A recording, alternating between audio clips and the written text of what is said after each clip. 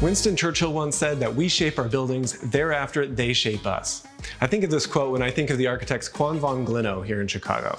They recently built a house where they currently live in, and it sits on the north side of the city along an alley in a neighborhood that's called Edgewater. Kwong von Glinow loves to make models. They make models for every single project of theirs. And curiously, all of them are at the exact same scale, no matter the size of the project. And each model has an uncanny amount of detail to them.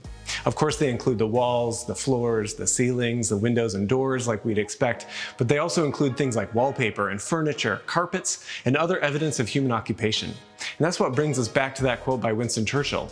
Kwong von Glinow made a detailed model of the house that I'm in right now. It's called the Ardmore House, and the model is complete with a plan of how people live inside. This new imagined life was first enacted by those little plastic figures that inhabited the model, but now it's the architects themselves inhabiting the full-scale construction. So I'm here to learn a little bit more about Kwong von Glinow, how they use models in their practice, and what it's like now that their building is shaping them.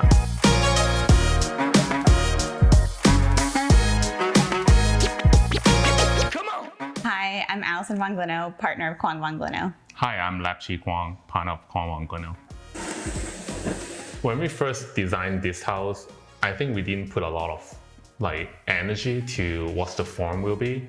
When we want to do a standard house, and maybe we can just do a gable roof shaped house and not put the energy in it here first, but we really put the energy in the inside. One thing that's really excited us when we have these projects is the house along the alleyway. We treat almost the alleyway become the main facade. Actually the front facade is only become a side facade. One thing that's unique about Chicago and sets it apart from cities like New York is its alley system. Alleys split every block in two and provide space for trash pickup and automobile traffic back into the garages that line them on both sides. This relegates all unsightly commotion to the back as the front stays nice and tidy. While this is standard and also leads to a very standard lot layout, some of the alleys don't extend all the way to the major streets, so the solution is to turn it 90 degrees so that it dumps onto a side street. When this happens, one unlucky lot is surrounded on two sides by alley, building on the other side, and street on the front. It's noisy along an alleyway. There's no privacy. A lot of assumptions of what can be negative along an alleyway. And we actually saw more benefits to being on the alleyway. So we actually totally took advantage of being on the alleyway and rethought, well, how can we deal with privacy and noise? And we flipped the section so you can see our living space is upstairs and all of our private spaces are downstairs. So up here is where we have our living room, our family room, our powder room, dining room, and kitchen in the back. And we have a 56-foot long ribbon window.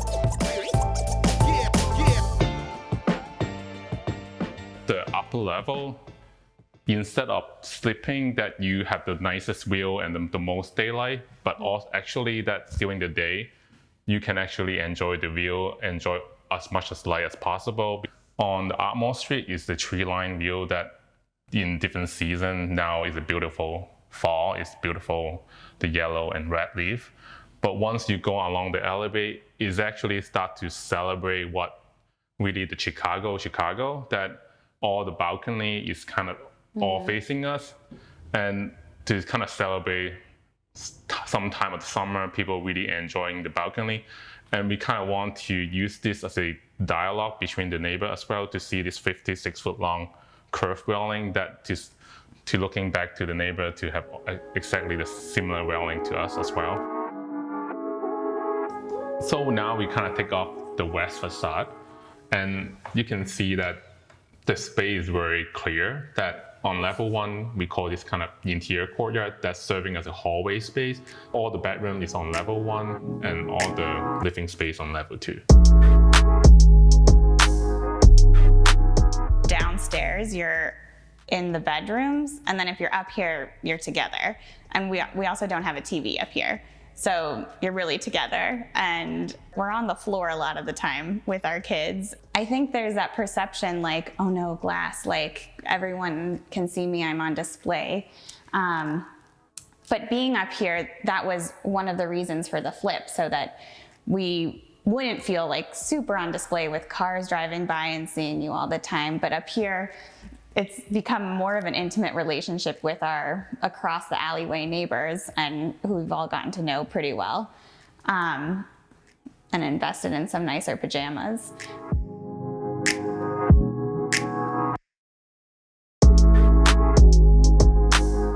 So here we have a model where we could see the party brick wall here. And so we were kind of always aware what's happening on this side, what's happening on that side, and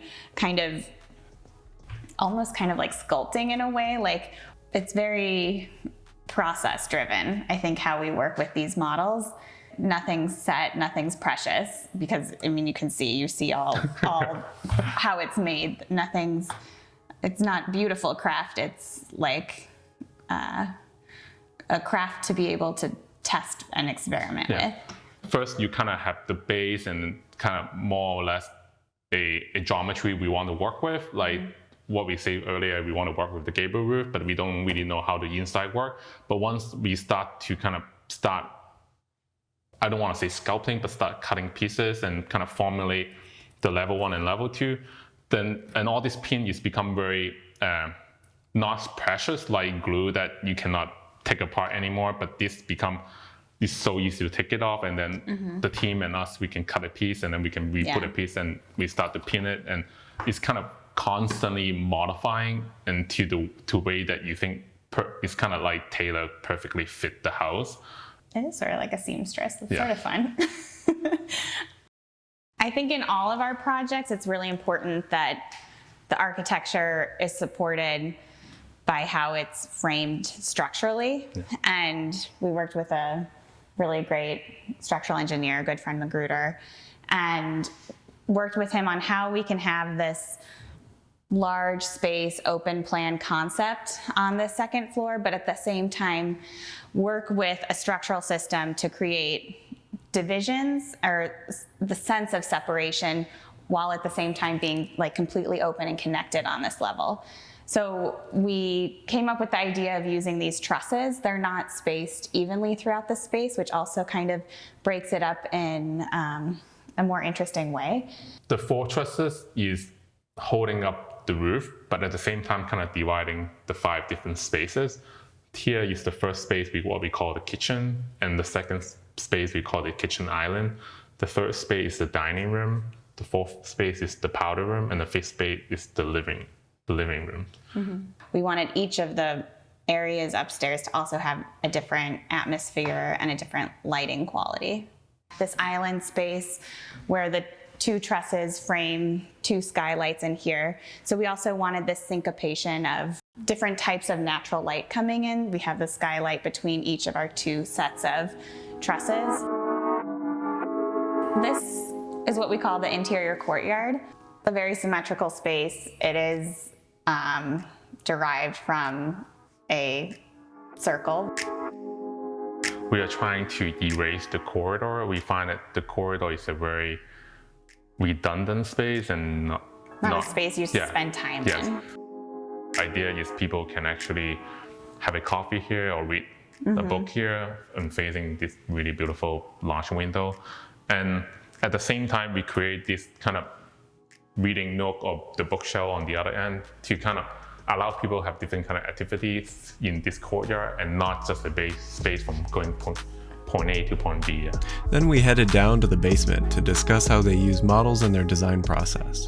In the morning, I start to mess around with the model, mess around with some printout, and then when Alison woke up and start to work, and then she started to see a lot of surprise, and vice versa, that she worked later than us, and then in the morning I start to see there's some differences in the model or some differences on the wall. That is a nice surprise to kind of constantly thinking this. I think models too, it's like probably the most accessible medium for talking about a project. Clients also like to test out moving things around, which is fun. Here's how this model-focused design process helps with another house project for a client north of Chicago.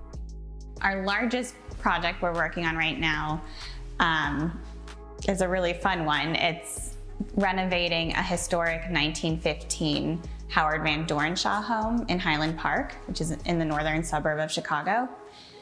And it's for an art collecting family, and it's about a space for their growing family, but also creating space for their amazing contemporary collection of art. So it's really about connecting this family and connecting the family spaces also with these more specific art spaces. Here, the model is actually a really big part of the design process with the client. And the client have a really large collection here. So every single wall surface is very precious for him. It's almost more precious than the square footage of the house, that now all the artwork in scale, and to kind of work with the client together to see what's the best place to put their collection. It's a very fun process. Furniture pieces are being made by contemporary furniture designers, but we're lucky they commissioned us to do the dining room table, which we're really excited about. It's a series of 4 tables. We call the dining room table. Yeah. They say it 4 times. Yeah. And so it can allow for different types of family gatherings or separations of the family if they want, their own table ever. Thank you, Alison and Lap Chi, for a stimulating tour and for sharing all of your great work. It was a pleasure, and I look forward to seeing all the new projects get built and whatever the future has in store for your exquisite practice. If you enjoyed this video, please consider giving it a like and subscribe. You might also like some of these other videos, which come out every week on Thursday. See you over there.